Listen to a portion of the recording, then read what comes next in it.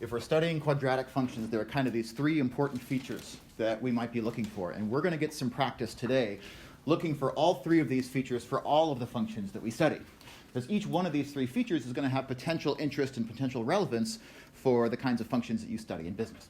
The first question is something like, where is this point, what point is this function's vertical intercept? So where does this graph intersect the vertical axis, which usually we call the y-axis, but I sort of stayed away from using that phraseology here. But just because I think we're ready for it here. So this is the y-axis, right? And so the vertical intercept of a graph, this point right there, is the place at which the graph crosses the y-axis. So that's the point where we would say that the input is equal to 0. So how did you find the coordinates of this y-intercept? It is 0.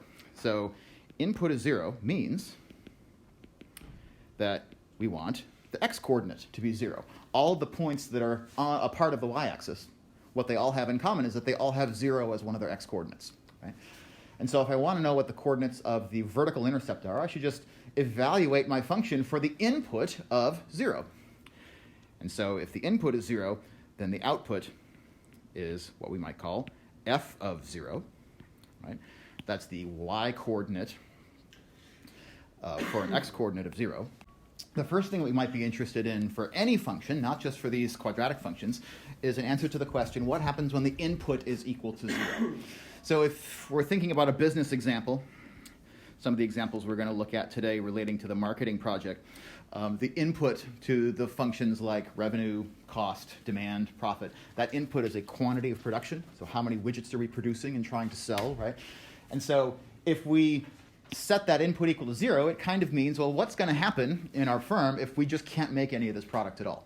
Like if we have to shut down production and we produce 0 units for a certain period of time.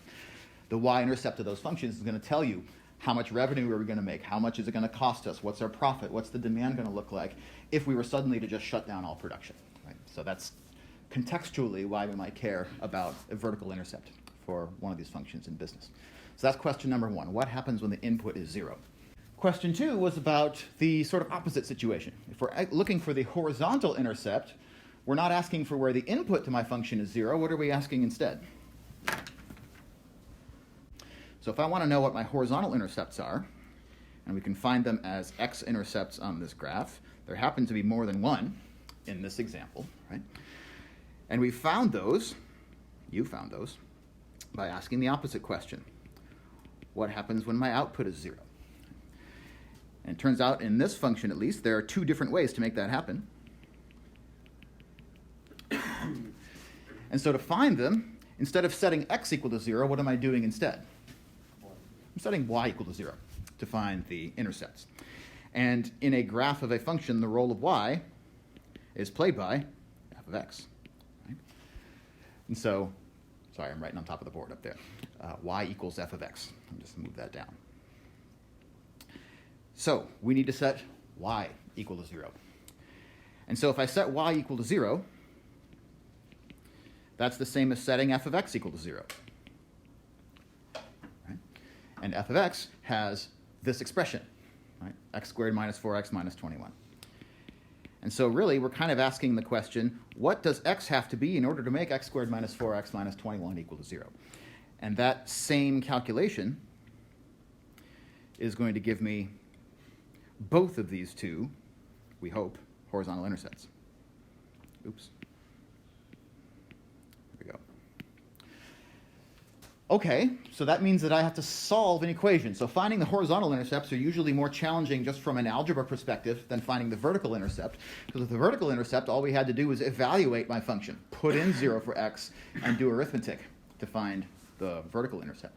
For the horizontal intercepts, we actually have to do some backwards thinking. We have to solve this equation for x, rather than just simplifying some arithmetic.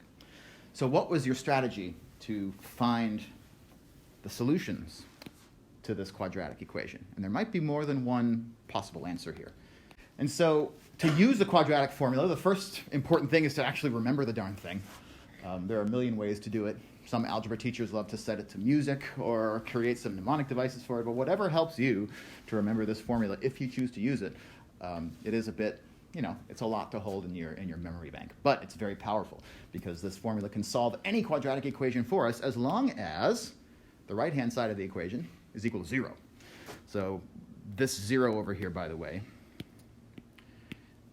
sort of can't stress this part enough, that unless the right-hand side is 0, we shouldn't really be using any of these strategies that we're talking about here for solving quadratics. Right? The 0 is all important. None of the approaches we're about to talk about are useful unless you've done the work. And there was no work involved here because we already had a 0 on the right-hand side, but if we didn't, we would have to do some algebra to make sure that happened first.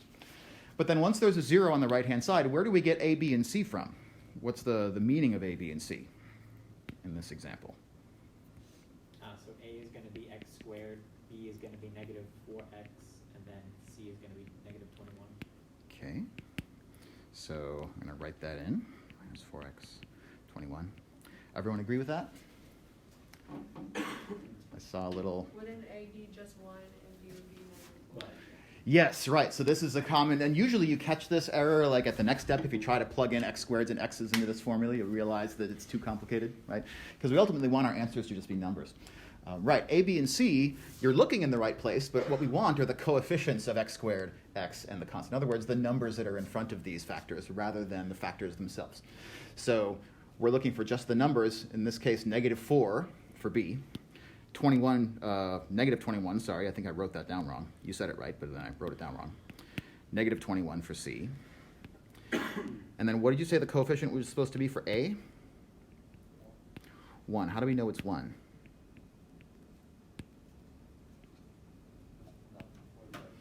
Yeah, there's no coefficient in front of this x squared, so we can take the liberty of putting in our own coefficient if we want to, as long as we put in a 1. Right? Because 1 times x squared is the same thing as x squared. So if a is 1, b is negative 4, c is negative 21, then this expression, minus b plus or minus b squared, square root of b squared minus 4ac all over 2a, that's going to give me the values of x that solve this equation. And so I'll spare you the arithmetic. We'll just sort of go through and minus b, since b was negative 4, minus b is 4. And then b squared is going to be 16. Minus 4ac is going to be plus, oh boy, 84. All divided by 2a. And since a is 1, that's just going to be all divided by 2. So this is 4 plus or minus the square root of 100 all over 2. Okay, and square root of 100 is how much? Yeah, it's 10. And so the plus and minus gives me two different solutions, right? If I take the plus, I get one answer. If I take the minus, I get the other answer. 4 plus 10 over 2. That gives me 14 over 2, which is 7. 4 minus 10 over 2, that gives me negative 6 over 2. And that's where we get negative 3. And so that is where our horizontal intercepts came from, right? Horizontal intercept over here was negative. This must have been negative 3 comma 0 because it's the only one that's on the left side of the origin. And the one over here on the right must have been 7, 0, as you labeled it, because it's the only one on the right side of the origin. So this is certainly one very powerful way of doing this. Did anyone do it a different way? If you can manage to factor a quadratic that offers you a slightly less labor-intensive solution, way to solve the quadratic equation, because it doesn't require us to do quite as much arithmetic. Right? And so there's not as much... Using the quadratic formula is very prone to things like mixing up negative signs and stuff like that. It's just kind of like a minefield. Because minus b, you have to make sure that that actually gets through as a minus. When you square b, you have to make sure that it's always non-negative. And then this minus, if one of a or c is negative, like it was here, then forgetting that this is minus a minus can also screw you up. Taking the square root incorrectly can screw you up. Like there's a lot of arithmetic that it's very possible to mess up along the way. And so if you can get away with factoring, it is a more elegant way often to solve a quadratic equation. It's not always possible to do. But if it's possible, then it usually offers a slightly easier way. So what does that actually look like? If I wanted to factor x squared minus 4x minus 21, what am I actually looking for there? So how do you factor a quadratic trinomial like this one?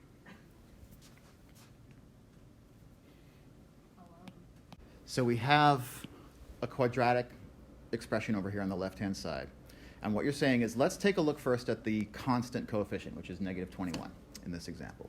If we're going to try to factor this trinomial, we're going to try to find two factors, each of which is a binomial factor, so it's going to have two terms in it. One of those terms is going to be x, so that when I multiply x times x, it's going to give me my x squared. The other terms are going to be numbers.